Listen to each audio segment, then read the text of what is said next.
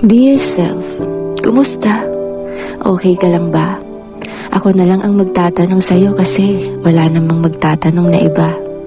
Ako na lang ulit ang mag-uusisa kung talagang okay ka ba.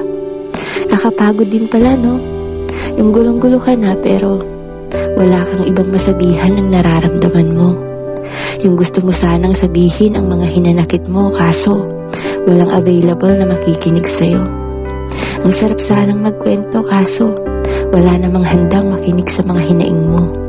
Parang yung tipong sarili mong problema, sarili mo ring comfort.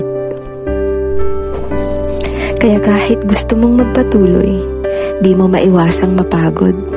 Self, bakit ganon? Bakit parang palagi na lang tayong naiiwan sa ere pag ganito yung sitwasyon? Bakit tila walang nakakaintindi? Bakit parang walang may paki? Bakit palagi na lang nilang inaakala na di tayo naapektuhan? Bakit tingin nila na di tayo nasasaktan? Bakit di nila nakikita na may lungkot sa ating mga mata? Bakit di nila mahuli-huli na may halong pagpapanggap ang ating mga ngiting ipinapakita?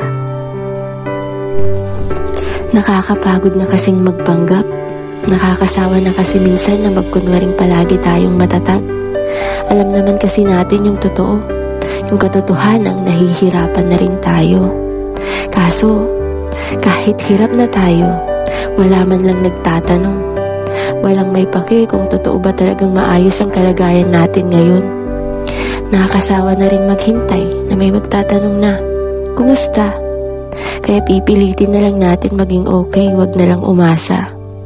Pero, kaya pa naman natin to, diba? Di lang tayo okay, pero tayo naman ay magpapatuloy pa.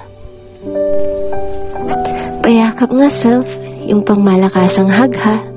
Magiging okay ka rin. Hindi man ngayon, pero yung panahong yun ay darating din. Paalala ko lang ulit sa'yo na sobrang tatag mo. Kaya please lang, kahit gaano kahirap, huwag ka susuko.